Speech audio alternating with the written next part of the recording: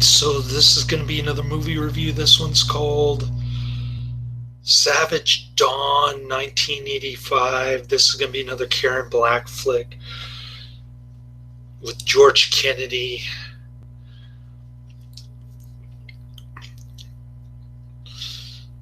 I like this movie. I'm giving it a 4 out of 5 stars. It's about a biker gang called the Savages who are running amok on this Arizona town. It kind of had the feel of a TV movie, although it does have gratuitous, natural white women boobies. There's this one interesting gal who starts dry humping on Richard Lynch, who's the reverend / mayor of the town. She's got really poofy pink nipples, kind of interesting, and pointy, I might add. Pointy breasts, kind of weird looking breasts in this movie. White women. Anyways, getting back to the movie. So George Kennedy lives in this town. He's like a retired military guy. He's in a wheelchair. Lance Henriksen comes to meet him. I guess they're old war pals or something. And George Kennedy enjoys making weapons of mass destruction. Lance Henriksen is kind of doesn't want to kill anymore. He's been to El Salvador and some other country, Libya or something. And he's riding around his cool-looking motorbike.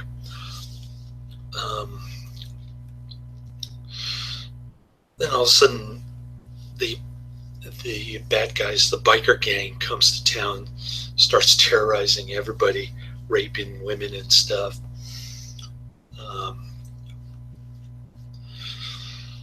So Lance Henriksen is kind of sitting in the shadows. He doesn't want to kill anymore. He doesn't want to see his friends get killed, so on and so forth. He's kind of a reluctant hero at first. But then they killed George Kennedy, and he goes on a rampage against the bikers. Pretty cool ending. I thought the biker gang was pretty good. And Karen Black plays the, I guess, the bar hostess. I guess they have bare knuckles fist fights at this bar.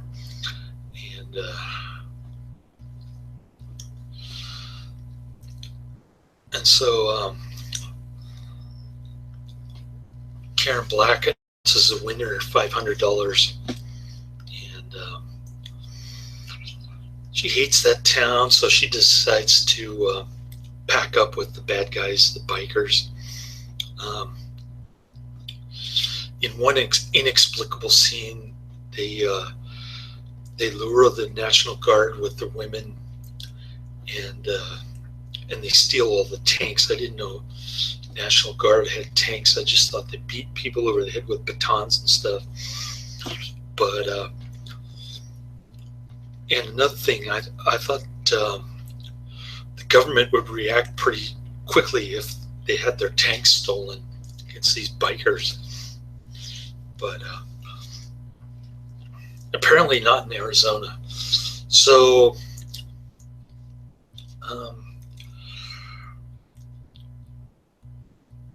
so the bikers get into trouble with law enforcement. Law enforcement tells them to beat it, and they hold one of the fat biker dudes hostage, the guy who was fist fighting the deputy sheriff or whatever. So the biker dudes come back. They steal a bunch of tanks from the National Guard and they just start blasting. Then George Kennedy returns fire. They end up killing him.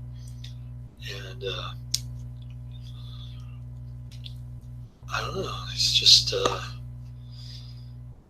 that's pretty much the end of the movie. I think I spoiled it. I think I spoiled the ending, but yeah, I've been working 2 jobs, like 15-hour days and stuff. Very little sleep this weekend. I did manage to doze off after watching this. I watched a really lame movie, another Karen Black flick called Dogtown. I started watching that, and I started getting drowsy. Like the movie was putting me to sleep again. So I started dozing off at my graveyard valet parking gig, like around 4 in the morning till around 6, something like that. You know, the usual stuff when I'm suffering from sleep deprivation. Then I come home thinking,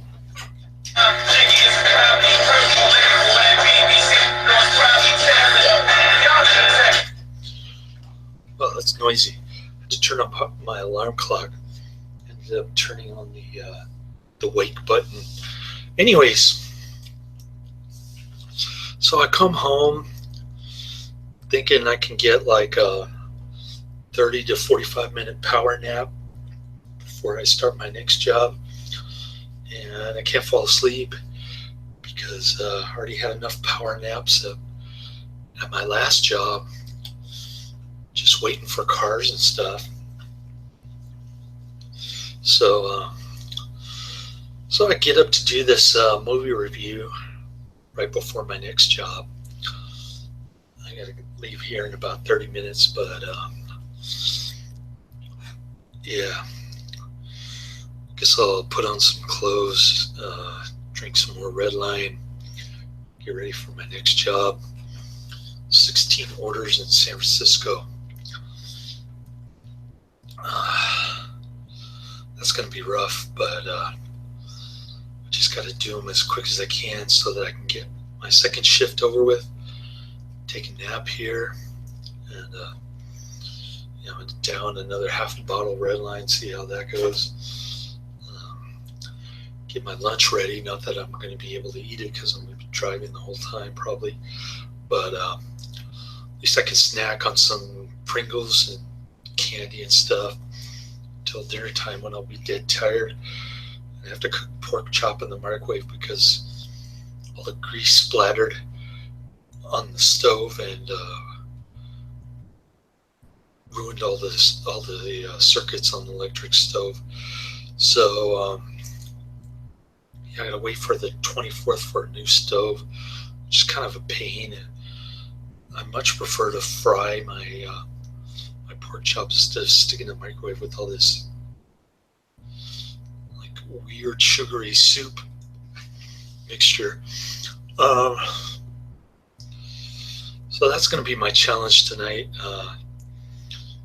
Making pork chops and getting my 2 to 3 hours of sleep before I go back there to my graveyard thing. And then not getting any sleep on Monday, basically.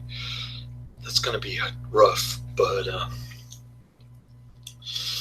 got my red line. We'll see how it goes. Hopefully I don't get any traffic accidents or doze off while I'm driving. But yeah, red line keeps me pretty alert even when I'm tired. So we'll see how that goes.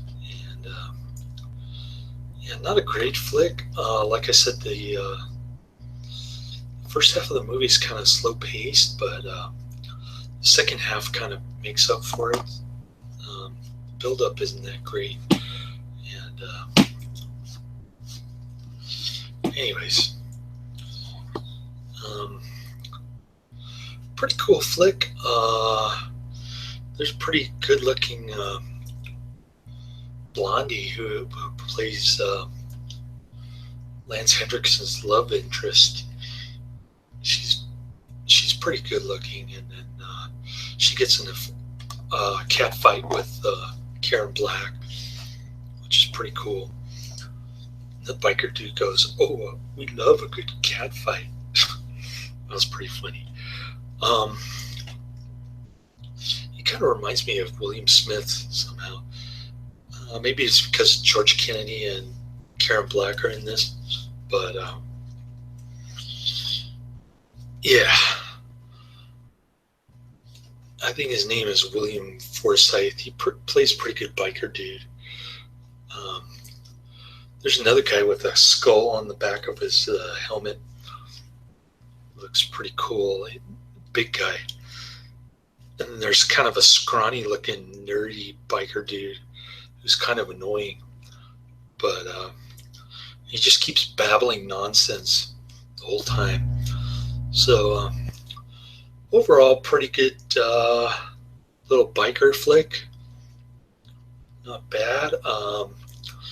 I'm into biker genre, so this is one of the better Karen Black movies, in my opinion. Much better than Dogtown or the other ones that I've been watching. So, yeah, a little bit of a surprise. I thought I was going to hate this movie at first, but kind of surprised me at the end. Pretty good stuff. Lots of action, explosions, and whatnot. Tons of boobage. So, 4 to 5 stars. I can recommend it, but I can't say highly recommended. I'm not going to say check it out per se, unless you want to see the last half. But I'm not going to post the trailer in the description box. But yeah, it could have been a great movie, but it wasn't. The first half was kind of lame. So leaving it at that, 4 to 5 stars later.